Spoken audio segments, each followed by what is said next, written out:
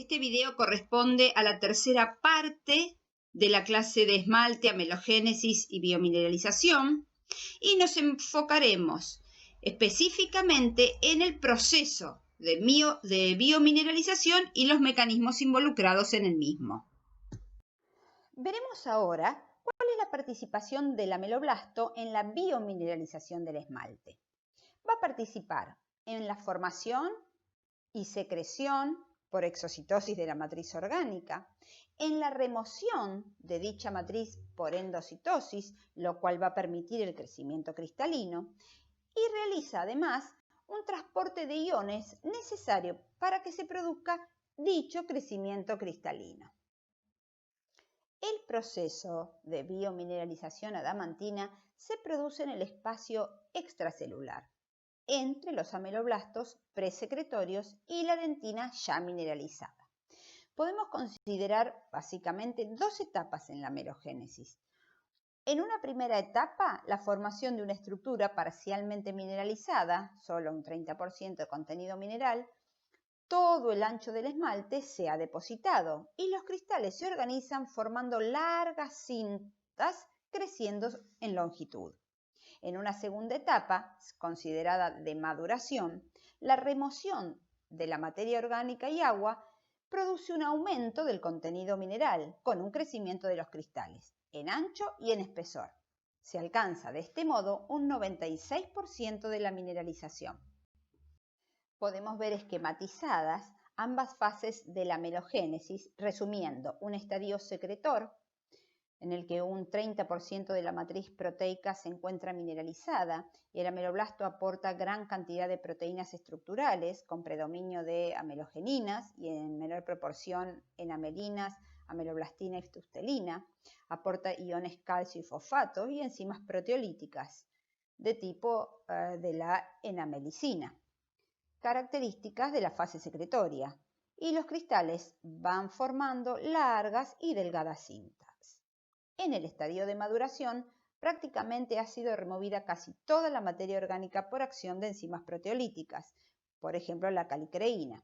Los cristales crecen en espesor y la matriz alcanza un 96% de su mineralización. Es notable observar el cambio en la morfología de los ameloblastos durante el estadio secretor y en el de maduración, y cómo los cristales van creciendo como largas cintas que luego se van engrosando en el estadio de maduración.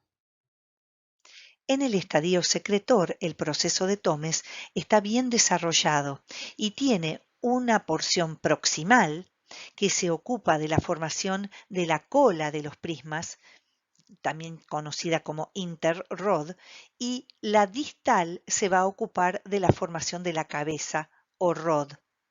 Desde esta región se van a liberar desde el proceso de Thomes metaloproteasas como la enamelicina, también conocida como MMP20. Vamos a ver su mecanismo de acción a continuación, en un poquito más. Pero lo interesante es que el mecanismo de liberación de estas vesículas de secreción se da por fusión de la membrana plasmática, que permite la exocitosis, y a su vez, lo que comienzan a digerir estas metaloproteasas es removido mediante un mecanismo de endocitosis, como se puede apreciar en esta imagen. En el estadio de maduración, la gran necesidad de secreción de enzimas que son serinproteasas, como la calicreína 4, también conocida como EMSP1, interesantemente generan en su mecanismo de secreción un aumento de la exocitosis, es decir, de la cantidad de membrana plasmática. Esto hace a un borde rugoso con gran capacidad endocítica.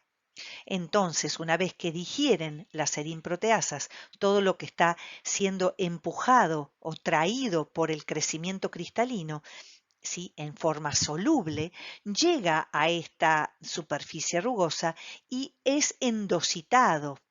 Esos restos de proteínas endocitadas generan a su vez la endocitosis, reduce la membrana plasmática y eso genera un borde liso. Entonces, durante este estadio de maduración hay un paso continuo entre un estadio de borde rugoso, borde liso, ¿sí? Que lleva un 80% rugoso y un 20% en proporción liso, y se debe a esta gran secreción de enzimas que aumentan la superficie de esta membrana plasmática. Entonces, mediante este mecanismo de secreción, tanto en el estadio secretor como en el de maduración, a través de las metaloproteasas en el primero y las serinproteasas en el segundo, generan una respuesta de remoción, que es la endocitosis.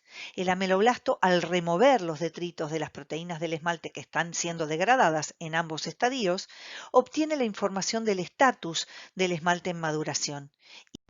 Es importante que noten, que recuerden que de la fase secretoria a la fase de maduración se produce un cambio en la expresión de genes que codifican para las proteínas. Lo que se produce es una disminución en la expresión de proteínas estructurales de la matriz adamantina, como ameloblastinas, enamelinas, y aumenta la expresión de proteínas transportadoras de iones, ¿sí? Por ejemplo, enzimas lisosomales, fosfatasa alcalina. Y sumando el rol de la fosfatasa alcalina durante la amelogénesis, se puede observar que en el estrato intermedio tiene importancia en el estadio presecretor y en el estadio secretor, porque el aporte de fosfatos no es tan importante en este momento. Recuerden que la mineralización se daba en un 30%. El crecimiento de ese cristal, de esa cinta delgada, ¿sí? Da lugar a un 30% de mineralización de esa hidroxiapatita. Mientras que en el estadio de maduración, ya sea el inicial o el tardío, en ambos casos aparece esa fosfatasa alcalina ya en los ameloblastos, que van ciclando entre lisos y rugosos, recordando la clase de la primer mitad de este día. Entonces es fundamental este rol cuando la exigencia del aporte de los iones, en este caso los fosfatos necesarios, es máximo. Entonces aumenta la expresión y ya se da, además del estrato intermedio, en el ameloblasto. En este esquema podemos ver, resumidamente, los eventos principales de la mineralización del esmalte. Nótese en la parte superior la presencia de vasos sanguíneos a partir de los cuales los ameloblastos recibirán el aporte de calcio, flúor, fosfato, magnesio, etc. Estas mismas células ameloblastos secretan no solamente proteínas estructurales, como dijimos, sino también enzimas, que favorecen la degradación de esas proteínas de la matriz. Estos péptidos más pequeños serán reabsorbidos por los ameloblastos. Las proteínas secretadas por el ameloblasto participan en la formación de los cristales desde su precursor, el fosfato octocálcico, hasta la apatita biológica, permitiendo su alineamiento y la formación de las estructuras prismáticas. Dado que el esmalte se forma luego que se deposita la primera capa de dentina, o sea, la dentina del manto, la nucleación heterogénea de sus cristales podría asociarse tanto a la hidroxiapatita de la dentina como a las tuftelinas que el propio ameloblasto secreta como agentes nucleadores.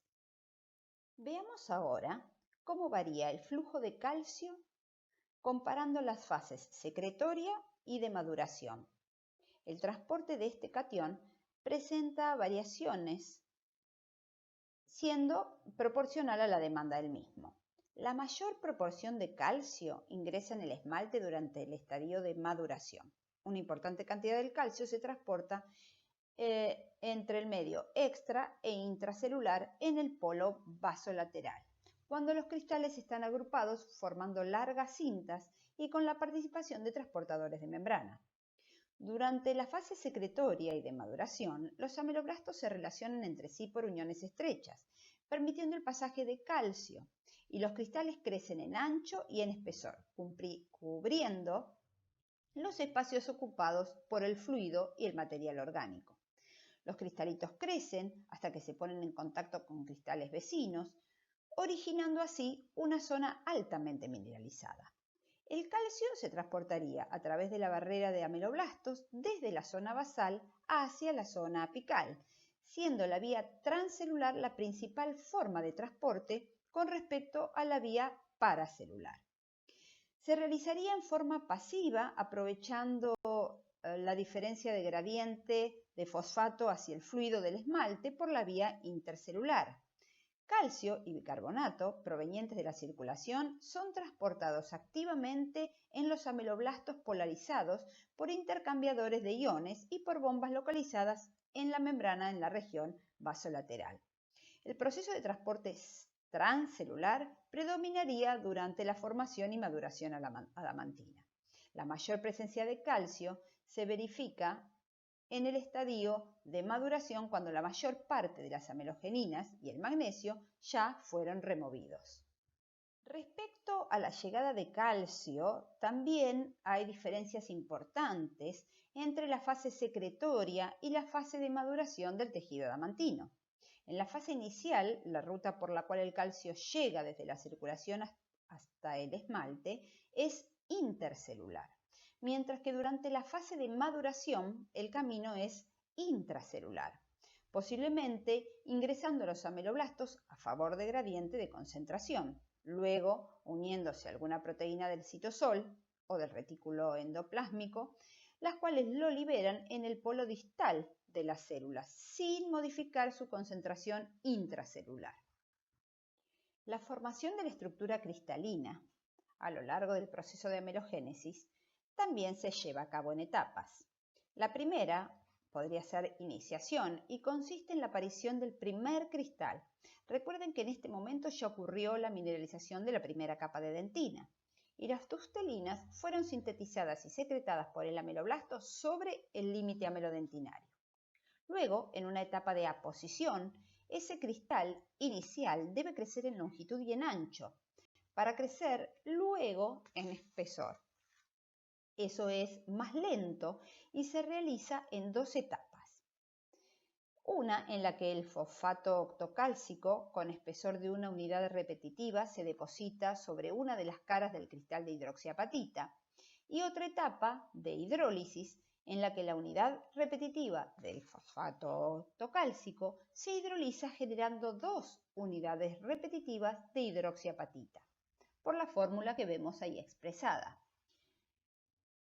Si un segundo paso de precipitación ocurriera antes de la hidrólisis, el cristal crecería como fosfato octocálcico antes que como hidroxiapatita.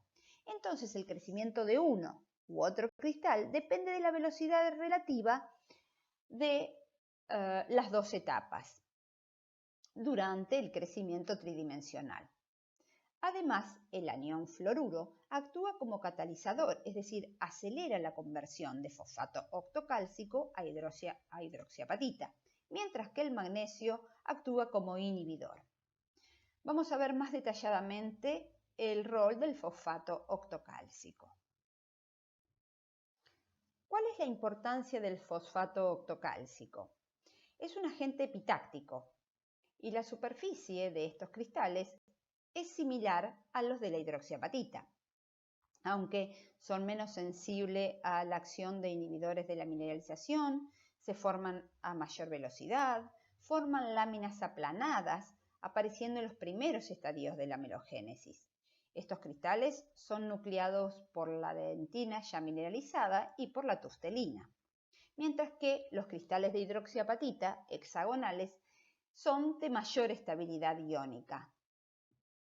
A partir de esta ecuación se pueden analizar dos aspectos químicos importantes. Uno referido a la influencia que posee la concentración de calcio en el fluido del esmalte, ya que el mismo constituye la especie iónica más abundante del cristal de hidroxiapatita.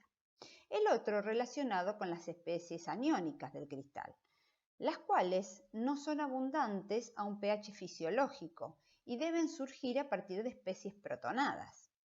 Evidentemente, cuando precipita la hidroxiapatita, se generan protones que deben ser eliminados del fluido del esmalte para evitar la disolución de los cristales. Es decir, que por cada unidad repetitiva que se forma, se liberan 8 protones. A continuación veremos cómo podrían ser eliminados estos protones. Se proponen 3 mecanismos de eliminación de los protones. Uno, que las amelogeninas actúan como buffers por su capacidad de unir protones por sus aminoácidos de histidina. Este mecanismo podría ser efectivo en los estadios iniciales porque hay gran proporción de amelogeninas en la matriz, pero no tanto en estadios posteriores. Otro mecanismo podría ser que los protones fluyan directamente entre los ameloblastos hacia la circulación, siempre que las uniones entre las células lo permitieran. Y otro mecanismo podría ser que los ameloblastos liberarían bicarbonatos a través de transportadores específicos hacia el fluido del esmalte, y este sería un aceptor de protones. Acá podemos ver un esquema general, integrado y secuencial del proceso de la amelogénesis. En la parte inferior vemos cada etapa del proceso y en la superior el aspecto de la célula formadora del esmalte en cada una de esas etapas. Luego de la mineralización de la primera capa de dentina, el ameloblasto, presecretor, comienza a secretar la matriz orgánica formada básicamente por tustelinas, características del límite amelodentinario, amelogeninas en típicas nanosferas y en amelinas, todas proteínas estructurales. El ameloblasto secretor aumenta su función secretora de proteínas estructurales y de metaloproteinasas. En la matriz aumenta la presencia de iones minerales con predominio de calcio y fosfato. El ameloblasto maduro alterna su morfología entre poseer una membrana con borde liso o rugoso. Se asegura la actividad de la serinproteasas sobre ameloblastinas y enamelinas. Además, se intensifica la degradación y absorción de fragmentos solubles por parte del ameloblasto, favoreciendo de esta manera el crecimiento de los cristales, desplazándose los restos proteicos insolubles hacia la vaina. Se intensifica además la presencia de iones de calcio y fosfato. Por último, en el periodo de protección, el ameloblasto involutivo y el resto de los componentes del órgano del esmalte formarán el epitelio dental reducido, que va a proteger al esmalte durante el estadio preeruptivo, hasta que el diente aparece en la cavidad bucal. Para complementar a la integración y continuar la misma, repasemos desde otro punto de vista. Esta imagen integra todos los conceptos volcados hasta el momento, con la acción de las proteínas estructurales, como la tuftelina en la conexión amelodentinaria, la enamelina y las amelogeninas, que desde el inicio van a estar siendo secretadas para formar o conformar ese andamio estructural, que van a ser relacionadas en forma directa con la construcción de esas primeras cintas delgadas de cristal, al mismo tiempo que luego se constituye el proceso de Tomes, donde ahí sí se están formando el esmalte prismático, y ese esmalte prismático lleva también a la necesidad en parte de la remoción de algunas pocas proteínas y parte de las amelogeninas, que continúa esta remoción en forma mucho más activa durante el estadio de maduración y mineralización secundaria, donde los cristales van a poder crecer en ancho y en espesor a través de la remoción de los fragmentos solubles de los componentes estructurales que habían sido secretados. Continúa un poco de la secreción de ameloblastina y enamelinas, ¿sí?, que van a cumplir ese rol y van a quedar principalmente ubicados en la región de la vaina de los prismas. Entonces siguen siendo las que van a relacionarse con la organización de este crecimiento cristalino. La maduración final lleva entonces a un cristal altamente mineralizado con muy poco de componente orgánico y agua, próximo a la vaina o relacionado con cada una de las periferias prismáticas.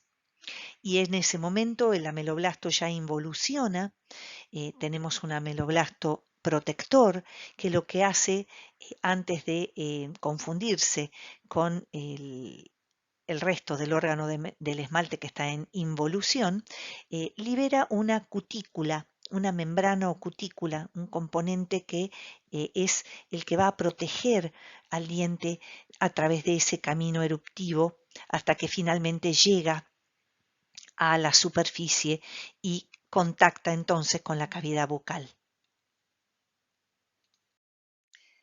Esta diapo simplemente para que recuerden que las cubiertas superficiales del esmalte en realidad son dos. La primera, que es la cutícula del esmalte, esa producción de última secreción de los ameloblastos, que desaparece al entrar en contacto oclusal y muchas veces también por el barrido, por el cepillado en los lugares no oclusales. Mientras que la película secundaria, exógena o adquirida, tiene que ver con ese diente ya en la cavidad bucal y en contacto con la saliva, con proteínas y elementos inorgánicos de la misma, que forman un precipitado que se adhiere o se adosa firmemente al diente. Sobre él se va a formar el biofilm que conocemos, pero eso no tiene que ver con este curso, simplemente es para que no confundan los conceptos. Y una vez que hayan leído del Gómez de Ferraris, les pido que completen esta actividad de cuadros que resumen lo más importante. Fíjense que a modo de ejemplo les presento de la etapa morfogenética, ¿sí? El estadio del germen dentario en donde se inicia es el casquete. Ustedes tendrán que completar lo demás. El nombre del ameloblasto se llama preameloblasto. ¿Realiza mitosis? Sí, la realiza. ¿Se nutre de qué? De la papila. Y de las características histológicas, ¿cómo es la forma celular? Para la morfogenética cilíndrica baja, completarán las demás.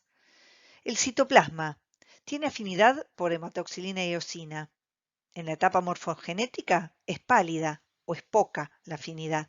Mientras que les agrego para que, a modo de ejemplo, ustedes saben que si es una célula que va a ser secretora y va a liberar componentes de la matriz extracelular, va a aumentar su basofilia. La basofilia es intensa en la etapa de secreción y les puse 3 crucecitas. Ustedes deberán completar en las restantes poniendo la cantidad de cruces que crean que correspondan. Mientras que el núcleo, en la morfogenética vemos que es central y oval. ¿Qué pasa en las demás? ¿Qué organelas principales tenemos presentes? En la morfogenética son escasas, pero en la de organización o diferenciación tenemos retículo endoplásmico rugoso, Golgi, mitocondrias como principales organelas. ¿Y en las demás? ¿Hay alguna otra organela que podamos sumar? Y para completar el cuadro comparativo, ¿cómo es el polo proximal? ¿Qué característica más importante presenta en cada etapa? En la morfogenética es liso con prolongaciones citoplasmáticas. ¿En contacto con quién se encuentra ese polo proximal? Para la morfogenética con la lámina basal, que constituye la lámina basal ameloblástica, y posterior a ella con la papila. Y con respecto a las uniones intercelulares, enfaticemos el momento en el que aparecen las proximales, en el polo proximal, y en el polo distal, teniendo en cuenta cuáles son permeables y cuáles son impermeables al paso de sustancias. Llegamos al final de la parte 3 de la clase de esmalte, amelogénesis y biomineralización. Agradecemos la atención por el momento recibida y los invitamos a ver la cuarta parte de esta clase, donde podrán conocer la importancia de este tema para un futuro odontólogo. Los esperamos.